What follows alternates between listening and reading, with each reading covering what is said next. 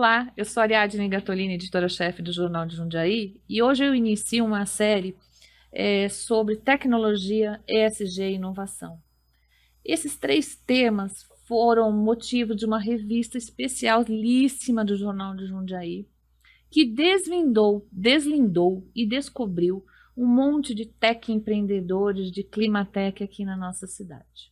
E nessa nossa primeira conversa, eu trouxe aqui o Maurício Fabbri, da Rantec, e o Alexandre Borim. O Alexandre Borim é cofundador da Grape Valley e é CEO da Presto Secretarias Compartilhadas. Olá, meninos, sejam bem-vindos. Olá, como vão, pessoal? Ouvintes aqui do podcast JJ, um prazer estar aqui. Obrigado pelo convite. Como é que é tão difícil achar você, Maurício? Olá. Onde é que estava o Maurício? Não, eu trabalho com estruturas nichadas, né? Então, soluções nichadas para logística. Então, realmente, você vai me encontrar mais no mercado mais específico, né? Mas eu também queria agradecer o convite, Ariadne. Prazer estar aqui com o Alexandre, amigo de longa data aí. E vamos lá, vamos ver o que a gente vai discutir aqui hoje. Olha, o Maurício tem uma história muito interessante, gente, porque eu entrevistei-o para a revista e ele criou uma solução para a logística em 2000. E nos 8 primeiros anos ele ficou amargando ali a venda dessa solução porque o mercado não estava maduro.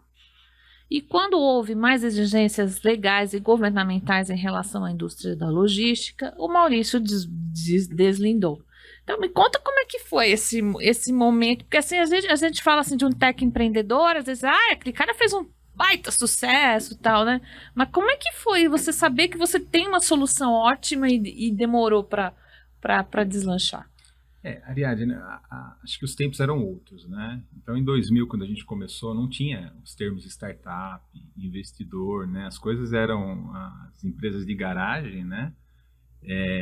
O investidor era a família, pai, mãe, amigos, né? Que investiam dinheiro e também incentivavam, né? Então, não tem a estrutura que você tem hoje de soluções, de apoio para o empreendedor que está começando, né? Então, era diferente, né? Não vou dizer que é mais difícil ou mais fácil, eu não sei medir isso, mas era diferente. Então, o mercado era diferente. E a gente começou, eu e um sócio na época, em 2000, a gente trabalhava, cada um tinha o seu trabalho, estudávamos à noite na faculdade, e depois da faculdade a gente se reunia em casa para estudar tecnologia, né? Então, a gente começou ali desenvolvendo uma solução, e aí a gente foi melhorando, até que surgiu um primeiro projeto, que era um projeto para uma indústria química, né, que precisava ter uma gestão lá das entregas deles. E aí a gente olhou um para o outro e falou, agora é a hora de pular, né?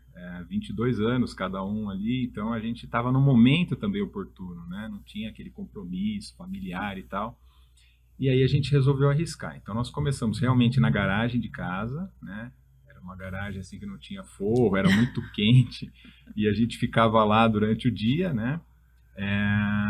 E desenvolvendo a solução lá para aquela indústria. Quando foi um ano depois, a gente concluiu o produto e aí a gente implementou na indústria e foi um sucesso. Ele rodou muitos anos muito bem lá. Mas depois a gente formatou como produto e foi atrás de vender para um segundo cliente. Aí foi difícil, é o que você começou dizendo, né? O nosso produto, ele era difícil provar valor naquela época, né? Então, é uma solução de visibilidade, de gestão de entregas e tal, coisa que era inovador na época, e na verdade isso foi uma estratégia nossa, não atuar no que já existia de produto pronto, né, para a gente não concorrer. Então, a gente não desenvolveria na época, quando a gente olha logística, sistemas de logística em 2000, a gente tinha lá o TMS para frete, WMS, e basicamente eram essas as soluções que a gente tinha no Brasil. Então, nós criamos o primeiro produto que depois se tornou a torre de controle que a gente vê hoje, que é tão conhecida, famosa no meio, né? Mas quando a gente criou isso, não tinha, né? Você chega para vender um produto muito diferente do que tem, as pessoas falam, mas o que eu ganho com isso? É difícil provar o valor.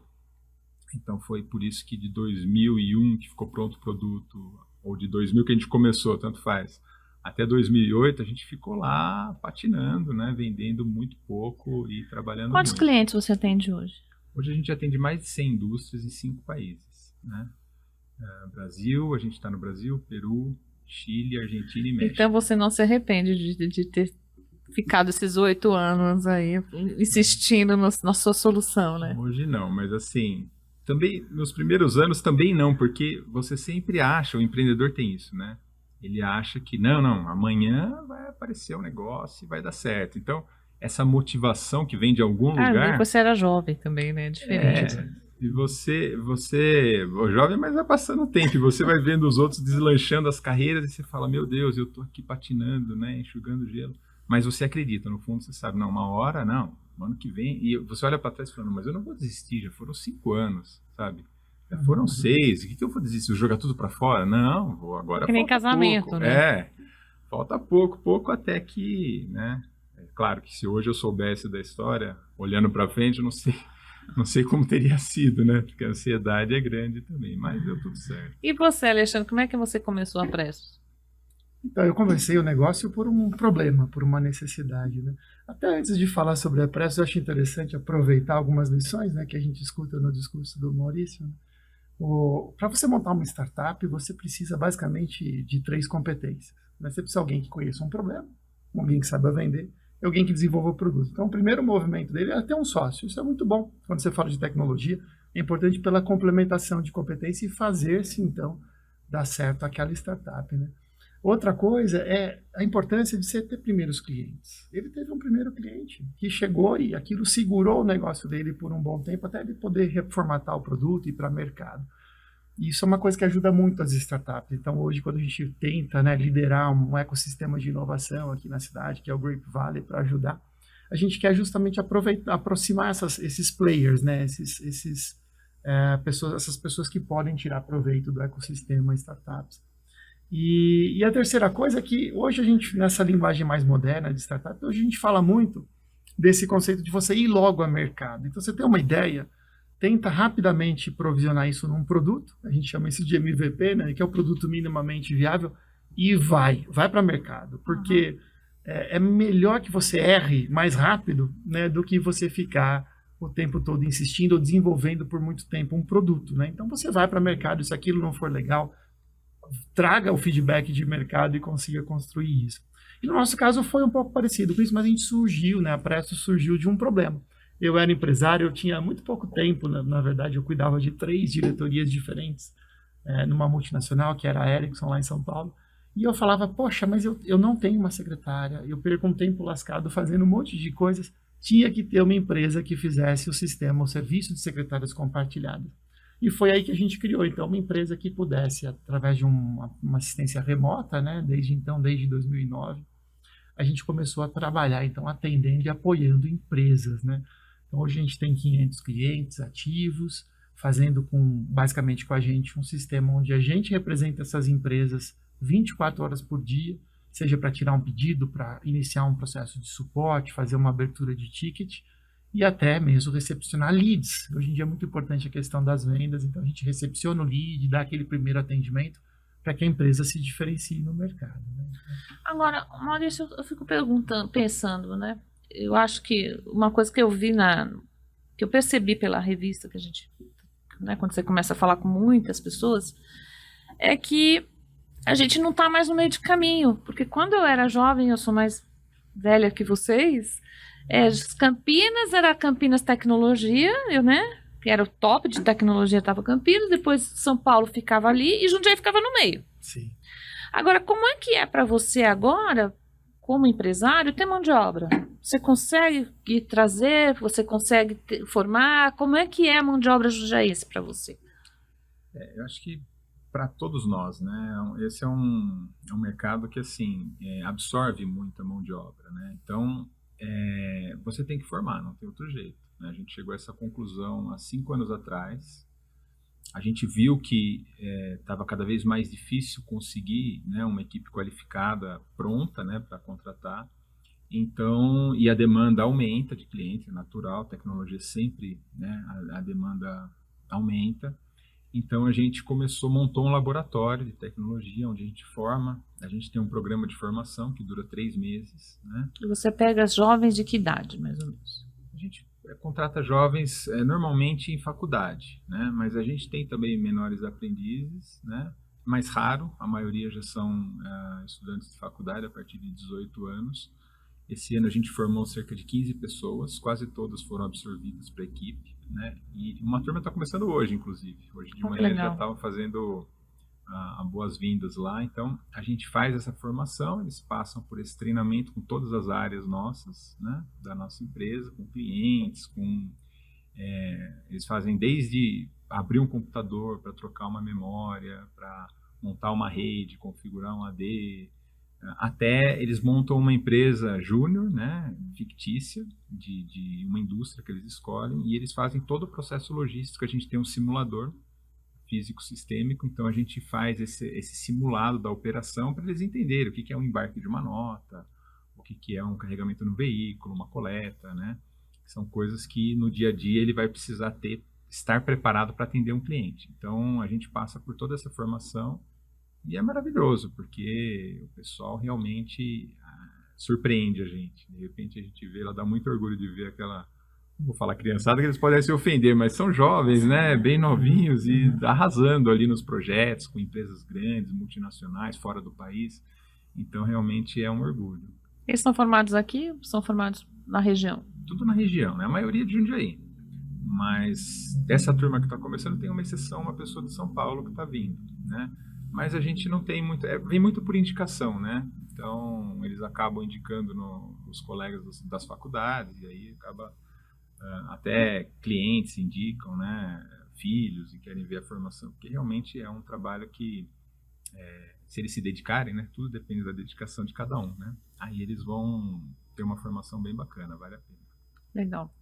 Como é que você vê isso no ecossistema? O Grape Valley está fundado há quantos anos? 4? Vai fazer 3 anos. 3 anos, né? 3 anos e meio. Como é que você sente as pessoas te reclamando, falando sobre isso, pedindo, porque né, às vezes eu acompanho o grupo, eu vejo que estão sempre pedindo e tal. Esse é o grande gargalo? O que você... Não é, eu acho que não. Nós vemos aqui em Jundiaí, né, realmente existe, a gente chama de fuga de cérebros às vezes, né? Diz que os cérebros vão para São Paulo ou são atraídos por Campinas. De fato, os ecossistemas de inovação, startups e investidores que tem aos montes em São Paulo, Campinas, é muito desenvolvido. Mas existem outros fatores que contrabalançam isso. Hoje, por exemplo, pessoas de sucesso muitas vezes não querem morar em São Paulo. Não quer mais. Mora aqui em Todo Jundiaí. mundo volta. E continuam trabalhando em São Paulo ou trabalham para multinacionais. O que acaba acontecendo? Com frequência, esses cérebros, eles dormem na cidade. Sim. Às 5 da tarde, 6 da tarde, eles deixam de trabalhar e estão soltos. São como se fossem elétrons livres que ficam aqui em Jundiaí. O que a gente precisa é atrair esses cérebros. Sim. Porque todo executivo tem um plano B, ou tem um plano A, que é sair da empresa muitas vezes. Se não tem, deveria ter, né? Deveria ter. De montar uma startup, de ter realmente uma capacidade de desenvolver um projeto em paralelo ou definitivo, como plano B, plano A. Então é interessante que esses empresários, esses executivos, ou mesmo desenvolvedores que sejam, pessoas que têm conhecimento técnico profundo, se agremiem na cidade. Isso tem dado muito certo. A gente já está com 900 membros. Você participa também, então você vê que os grupos são regrados. A gente tem 5 grupos, né? Você também participa lá. Então tem 5 grupos e essas conversas, elas são a gente faz uma propagação, vai para os outros grupos quando os assuntos são importantes. E fora isso é muito regrado, então não pode fazer propaganda da empresa. A gente pede para que as pessoas respeitem aquele espaço como um espaço de colaboração. Então se a Ariadne precisa de uma indicação de uma empresa que faça um serviço específico, pode pedir no grupo, vai ter uma ajuda praticamente imediata. Dos 900 membros, acho que 600 dele leem em menos de 1 hora as postagens.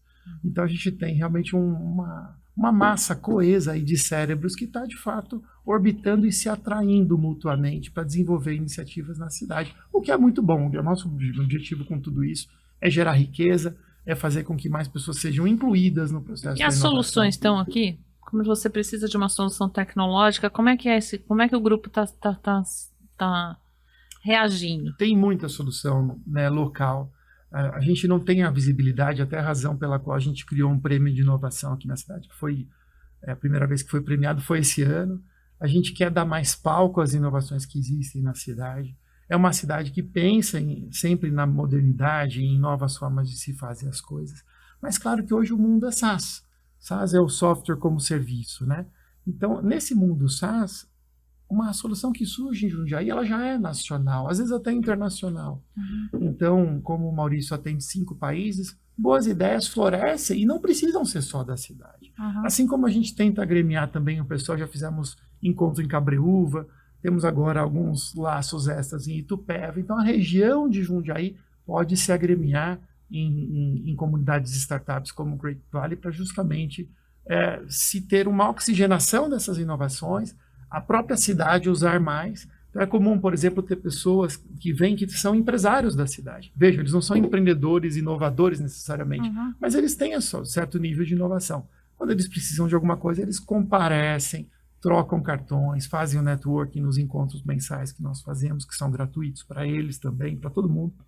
E com isso a gente tem trocas, né? Então, volto a dizer, para uma startup você precisa alguém que conheça o problema, saiba vender e desenvolver o produto.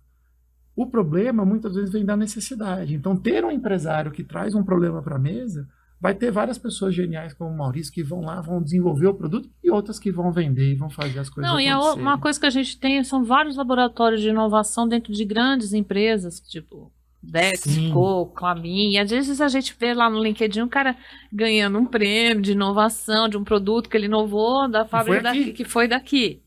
Ou da FENSA, né? Do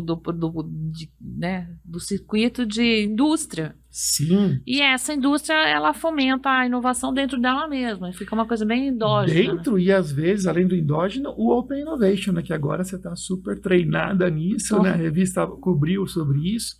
O Open Innovation é justamente quando a indústria ou empresa que seja, né? Independente do setor, ela cria um programa para atrair as startups, atrair ideias. Então, desde o empreendedor, que é aquele cara que conhece profundamente o produto, muitas vezes desenvolve alguma coisa dentro e pode virar até uma startup para fora, as indústrias também abrem suas portas através dos Open Innovations, os programas de Open Innovation, expondo problemas que podem ser resolvidos depois por empresas geniais que estão fazendo isso, não só para ela, mas poderão fazer para outras empresas, né? Então, também é um jeito importante. Agora a gente está vivendo esse mundo da inteligência artificial. Então, claro que os empregos estão sob avaliação, reavaliação, sob acomodação. Então, o que eu costumo exemplificar é que se as empresas tivessem estimulado e estivessem estimulando o empreendedorismo agora, o intraempreendedorismo, funcionários que estão hoje empregados estariam desenvolvendo novas competências, que daqui a pouco, caso eles não venham a ser empregados, vamos dizer, não continuarem empregados naquela empresa, eles poderão desenvolver suas iniciativas ou levar aquela solução que foi desenvolvida dentro mas outro dia eu entrevistei o presidente da NTT Dente e ele trabalha com microprojetos, tá? Projetos de 3 meses. Contrata equipe para fazer um projeto, desenvolver um projeto de 3 meses, desenvolve um projeto de 1 ano. Por que ele começou a fazer isso? Porque ele disse que essa nova geração ela não está interessada em longos períodos de trabalho. Também não está interessado em fazer uma carreira. A carreira, né? Infinita. Então é mais fácil trabalhar para o projeto com curta, média duração. Sim. E juntar um monte de cérebro ali e beleza, entregou o produto, acabou a história. Agora, Maurício, como é que foi o e-commerce para você na pandemia? Onde é que você deu o pulo do gato? Conta para mim. Você já estava atendendo e-commerce, a empresa que trabalha para e-commerce. A pandemia fez com que você trabalhasse mais. Como é que foi a pandemia para você, no seu impacto no seu negócio? A nossa solução ela é mais voltada, mais voltada para a indústria B2B. Né? Então, a gente vinha prospectando alguns projetos de e-commerce, mas não era o nosso mercado principal. Ainda não é, na verdade, né? Mas um pouquinho antes da pandemia, em 2019, a gente ganhou a primeira conta que envolvia também o B2B e o e-commerce. Era uma solução conjunta do cliente, né? Então, o cliente ele tem uma rede de lojas próprias, distribuidores, e também ele faz o e-commerce dele. E a nossa distribuição, a gente gerenciaria toda essa operação.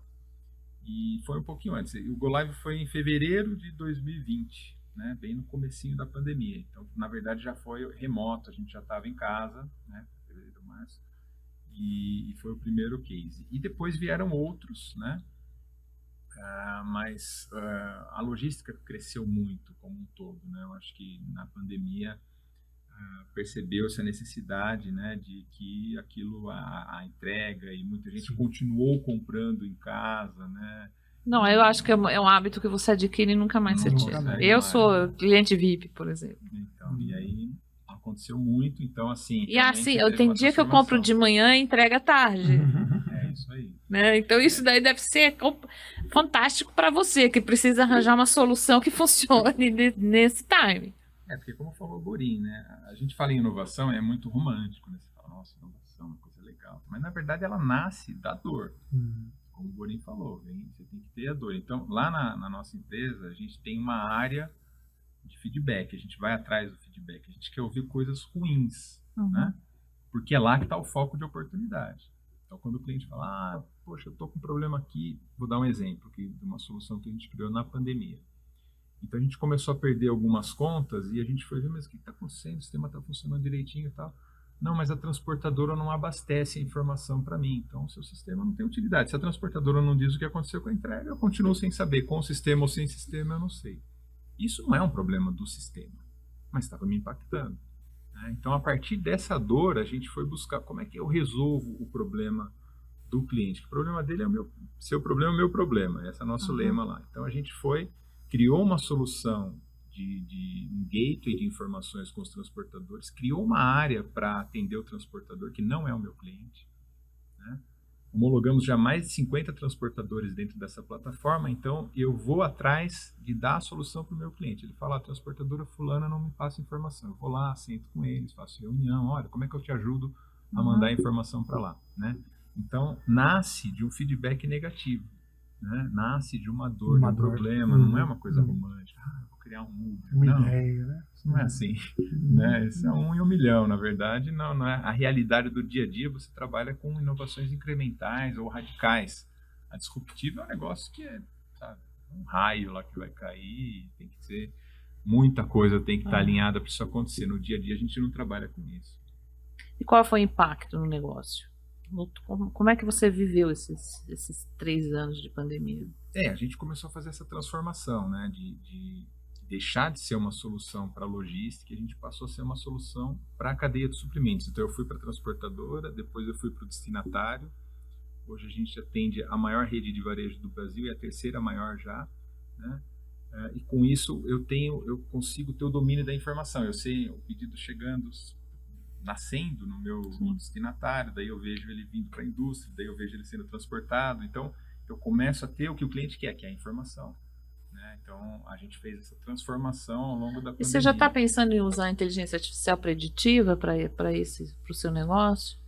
Preditiva ainda não. A gente está com 2 projetos de inteligência artificial, mas eles são voltados a agilizar os processos. Tá? O preditivo a gente estudou, né?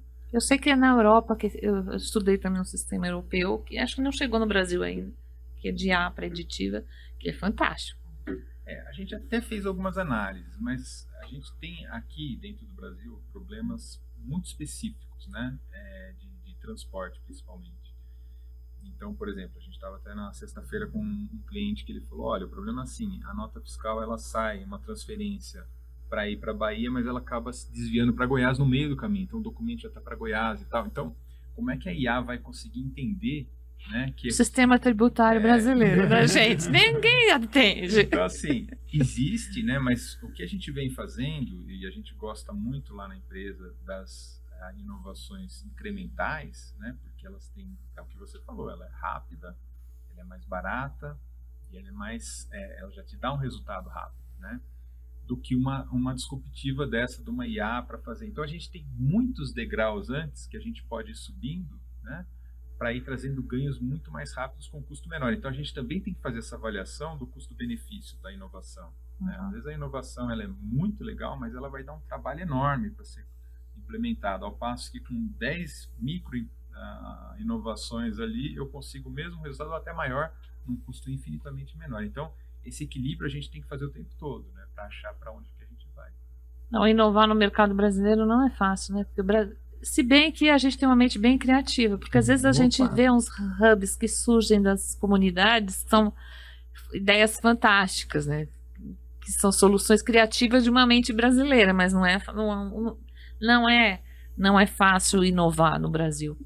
Quantas pessoas, quantas startups param no meio do caminho, Alexandre? Qual que é o grande entrave, né? A taxa de mortalidade que a gente chama é bem grande, né? E eu acho que assim, existem vários tipos de empreendimentos, de empresas que vão surgindo. A gente tem que diferenciar um pouco o empreendedorismo de sobrevivência, que é quando a pessoa é um pouco... né, Não tem opção. ela não tem muita opção. Ela acaba empreendendo porque aquilo é o que sobrou como alternativa. Né? Do empreendedorismo que de fato é estruturado, e até do empreendedorismo maior ainda, que é o empreendedorismo de escala. Então eu posso pensar soluções para problemas, né? Nasce de dores sempre. Né? As startups deveriam nascer sempre de um problema. Né? E a partir desse problema que é encontrado, eu posso pensar num negócio que escalona ou que escala, que são coisas diferentes. Escalona é quando você cria uma rede, por exemplo, de pizzarias, que tem alguma inovação no atendimento ou na experiência. Muito bem. Se eu tiver que replicar essa experiência no Brasil todo, eu vou escalonar, eu vou pegar e vou montar a mesma pizzaria em vários locais. E eu vou ter uma empresa grande, uma rede grande. Agora, se eu tiver uma ideia de escala, é diferente. Com a mesma ideia e com a mesma implementação, eu consigo uma escala em termos de volume de vendas muito maior. E isso é muito legal, e isso que os investidores querem, né, muitas vezes. Os dois são bons, mas a escala é mais desejada. Por quê? Com o mesmo custo, ou aproximadamente o mesmo custo, eu tenho muito mais receita. Eu tenho métricas interessantes em termos financeiros, de valuation, de quanto aquela empresa vai valer e vai ser revendida num eventual investimento, ou num Series A, Series B, que são os investimentos subsequentes das startups. Então, a gente vê as pessoas tentando, mas muitas vezes os erros estão na concepção. Erros mais comuns: começar sozinho, sem ter as competências. Ter uma ideia incrível, isso às vezes é um grande erro, porque a grande ideia que você tem, que é incrível, você fala assim, essa ideia é a minha ideia. Isso às vezes é a pior coisa que pode acontecer, porque o empreendedor se afeiçoa tanto com a ideia que é dele, ele quer abraçar a ideia como dele, que ele é incapaz de fazer como o Fabrício disse, desculpa, o Maurício Fabri disse, que é o quê? Tá aqui a ideia, o que você acha? O que você acha? Podem criticar, não é minha, é uma ideia. E aí a gente desabraça a ideia para que ela não seja nossa. Insistir em ideias apenas sem conhecer o problema que elas resolvem é um grande erro. E outra coisa também é a gente demorar muito para levar a ideia ao mercado, né? A solução ao mercado. Então, eu costumo dizer, que isso é uma frase comum no nosso meio, né? Que se você não tiver vergonha do produto que você está levando para o mercado, você demorou muito para lançar ele. Então, valide o problema primeiro, crie a ideia, a solução, mas leve logo a solução para o mercado. Você tem que gastar um tempão pensando no problema, mas gastar pouco tempo para ir no mercado. Porque vai chegar uma solução no mesmo tempo, né? Tem que ser rápido, porque daí você vai receber feedback, você vai ver que, na verdade, o difícil é vender, e aí você descobriu um grande valor e não vai quebrar por causa disso, porque você já descobriu que é difícil vender. Então vale, às vezes, pivotar, que é quando você muda um pouquinho o formato. Se não parou de pé desse jeito, eu vou tentar fazer ele parar de pé desse jeito e vai. Você consegue mudar a concepção da empresa para que ela dê certo. Então, o brasileiro é muito flexível, ele é criativo, ele consegue, mas ele precisa ter esses princípios, assim, quando insistir e quando não insistir, mudar realmente a ideia. Porque é uma grande diferença entre a pessoa ser fervorosa, insistente ou às vezes ser cabeça dura, ou realmente insistir no erro, né? Então é importante a gente ser flexível para escutar feedback das ideias. Né? Bom, vamos finalizar nossa entrevista. Você vai me falar a sua rede social da sua empresa, o LinkedIn, não sei o que você quer, e você vai falar da sua empresa e do Grapevine. Onde é que a gente acha a Hantec? A Hantec você vai achar no LinkedIn como @Hantec Brasil. Legal. E você, Alexandre, onde a gente acha a Prestos? Todos os links Bom, a Prestos é fácil, é prestos.com.br, e no Grape Valley nós temos basicamente um site, que é grapevalley.com.br. Grape Valley é um pouquinho difícil de escrever, né? Grape de uva com E, e depois Valley é valley.com.br. E lá estão todos os links de redes sociais. Tem um link para entrar no grupo também aqui da região de Jundiaí, para ficar sabendo dos próximos encontros. E toda primeira quarta-feira do mês a gente faz um encontro. Né? Então estão todos convidados. Venham respirar um pouco mais sobre startups, sobre inovação, que a cidade tem bastante a oferecer. E se vocês quiserem acompanhar mais entrevistas sobre tecnologia e inovação, acessem o site do jornal, jj.com.br, que a revista está todinha lá falando sobre inovação, tecnologia e ESG. Um abraço. Uhum.